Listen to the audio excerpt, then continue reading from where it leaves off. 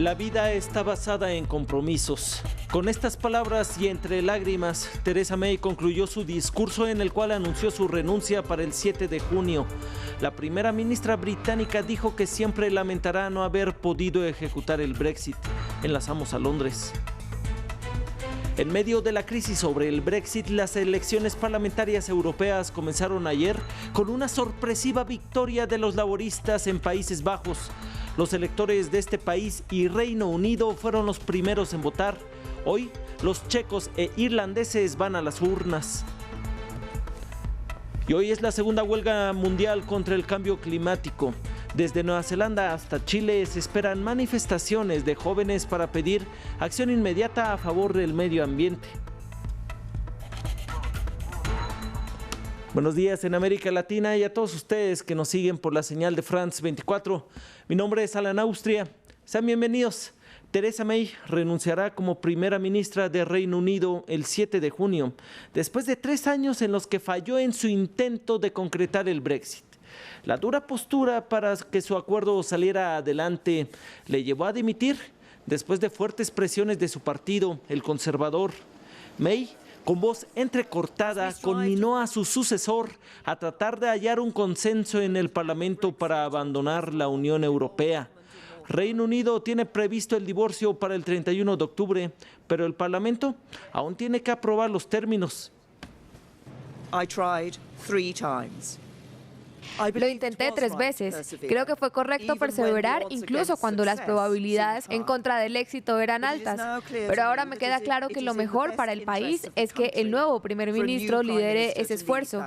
Así que hoy estoy anunciando que dimitiré como líder del Partido Conservador el viernes 7 de junio para que puedan elegir un sucesor. It is and will always remain. Es y siempre seguirá siendo un motivo de gran pesar para mí no haber podido entregar el Brexit.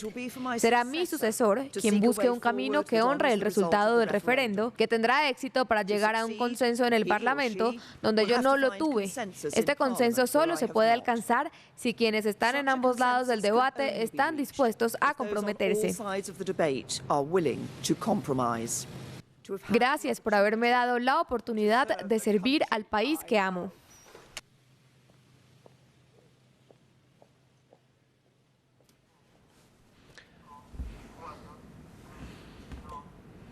Pues el anuncio de su dimisión ha puesto la carrera por la sucesión en un elenco de políticos del Partido Conservador que aspiran a liderar al país en este momento trascendental. Veamos este reporte sobre los posibles sucesores de Theresa May. Él encarna el Brexit. Arquitecto principal de la victoria del sí después del referendo de junio de 2016, el popular Boris Johnson fue presentado para suceder al entonces primer ministro David Cameron, pero declinó. Fue designado ministro de Asuntos Exteriores por Theresa May, pero la estrategia del exalcalde de Londres fue criticada en las negociaciones con Bruselas. Político hábil y carismático, el llamado Bow Joe también es muy controvertido y su balance como jefe de diplomacia no juega a su favor. Los corredores de apuestas prefieren al diputado ultraliberal Dominic Raab. Partidario de la salida de su país de la Unión Europea, este ex abogado se desempeñó como ministro de Brexit entre julio y noviembre de 2018, antes de renunciar criticando el acuerdo de retiro de la Unión Europea de Theresa May. Su predecesor David Davis, un firme euroescéptico quien fue primer ministro de Brexit y que renunció con mucho ruido en julio, al mismo tiempo que Boris Johnson, también podría suceder a Theresa May. Mucho más consensual, el actual ministro del Interior, Sajid Javid, ha logrado imponer su estilo y ganarse el respeto de los conservadores. Partidario del ultraliberalismo de Margaret Thatcher y del libre mercado, este antiguo euroescéptico votó contra el Brexit en el referendo. Retomamos la comunicación en la capital británica con la corresponsal de France 24. Buenas tardes por allá en Londres, Luisa Pulido. La primera ministra llevaba meses soportando las fuertes presiones en su partido, que pudo haber precipitado que sea hoy el anuncio de esta decisión. Lo Lo primero es que Theresa May es la segunda primera ministra que tumba el Brexit. El primero fue David Cameron. Un proceso en el que no hay ninguna certeza ni una fecha fija en el calendario. Efectivamente han sido meses de pesadilla para la Premier desde diciembre de 2018, cuando se anunció el acuerdo con la Unión Europea para el Brexit. Hubo rayos y centellas en su partido conservador que exigían que tenía que irse, pero estas eran críticas y exigencias del sector más radical. Con los meses ella logró apaciguar estos ánimos, pero existía todavía, por supuesto, esa conspiración para que ella diera el paso al costado.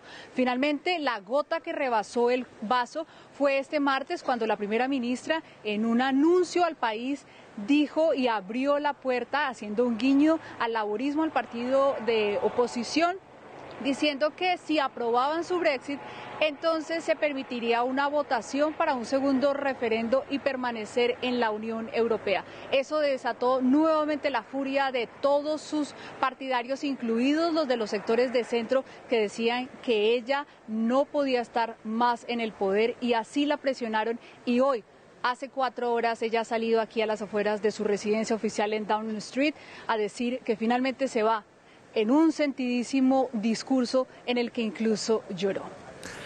Ya se anunció, Luisa, que sería en julio cuando se elija a su sucesor.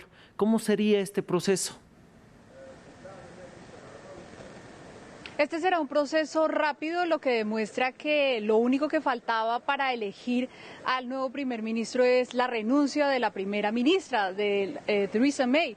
Entonces, el proceso arrancará oficialmente el próximo 10 de junio. Serán rondas de eliminación. Sabemos que hasta el momento hay 10 candidatos sobre la mesa, 3 nombres fijos, entre ellos el de Boris Johnson, quien ha dicho y parece haberse preparado toda la vida para este cargo, es quien lidera además las encuestas que se han hecho. Entonces serán rondas de eliminación hasta que queden 2 candidatos.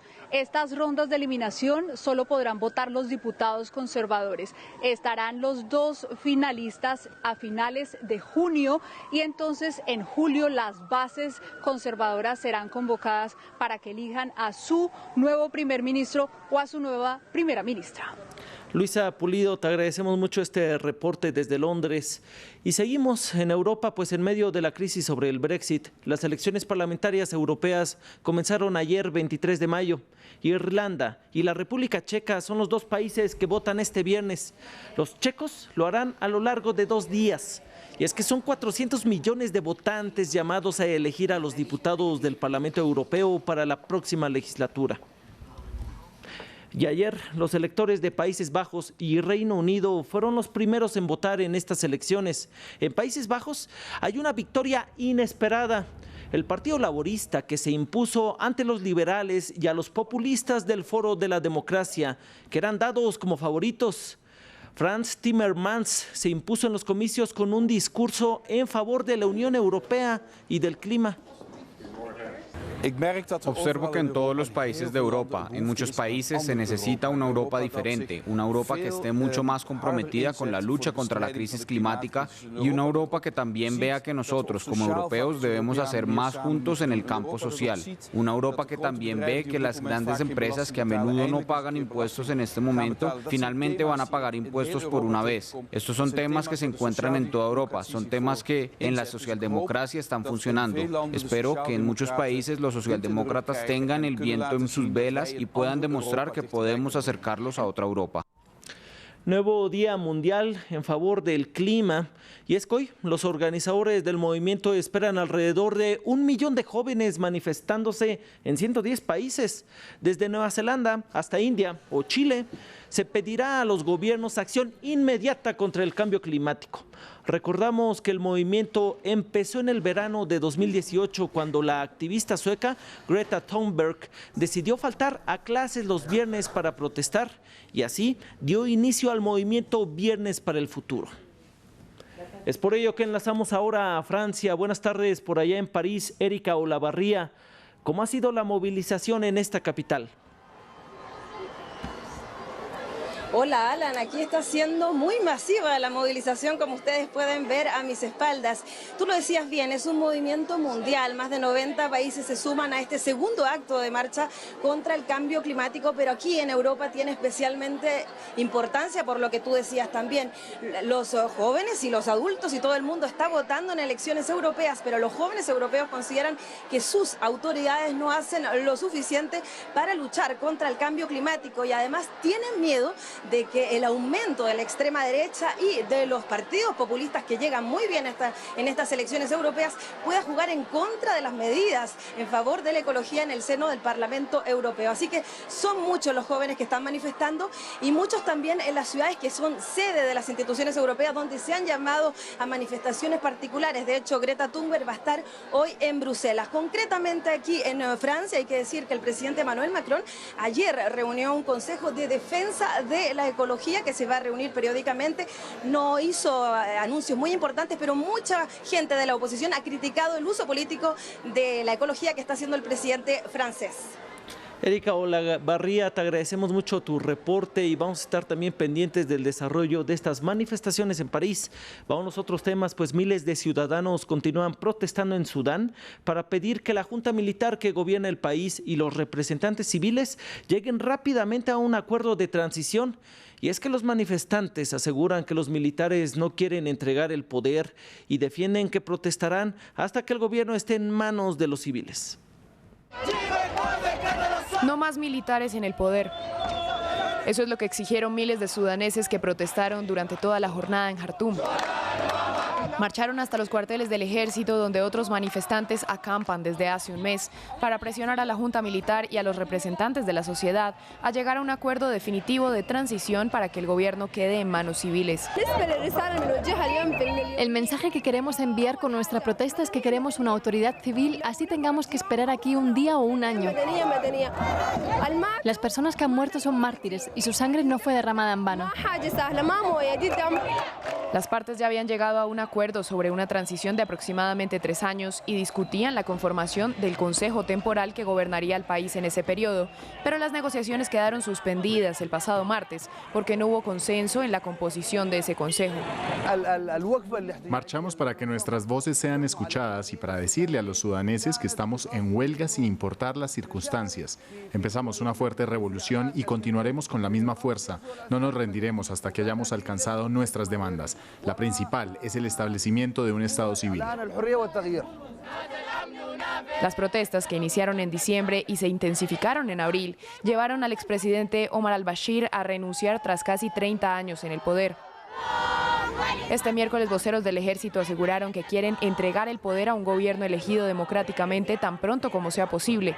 Sin embargo, la Asociación Sudanesa de Profesionales, el principal grupo organizador de las movilizaciones, reiteró que los militares quieren dirigir la transición y mantener una mayoría en el Consejo interino. Por eso, las manifestaciones prometen continuar. Finalizamos en Taiwán. Las primeras parejas se casaron este viernes, una semana después de que los legisladores votaron a favor del proyecto de ley. Este hecho se vivió con emoción en la capital. Sellado con un beso en la oficina de registro en Taipei, la capital de Taiwán. Decenas de parejas homosexuales vinieron a casarse y a ejercer su nuevo derecho legal de registrar su unión. Hoy puedo decirle sinceramente a todos, frente a tanta gente que nos hemos casado, somos homosexuales, siento que tenemos tanta suerte. Cámaras de todo el mundo capturaron el histórico momento. Taiwán es el primer país de Asia en reconocer legalmente el matrimonio entre personas del mismo sexo, pero ha sido un largo camino con activistas LGBT haciendo campañas durante décadas para llegar a este momento, luchando contra la fuerte oposición conservadora del país. La legalización del matrimonio gay es solo el primer paso. Espero que en el futuro, a través de esta legalización, la gente taiwanesa pueda aceptar a los homosexuales como personas normales. Taiwán es un país muy avanzado. Amo a Taiwán. Funcionarios taiwaneses dicen que se llevaron a cabo más de 160 bodas entre personas del mismo sexo. Gracias, sigue en France 24.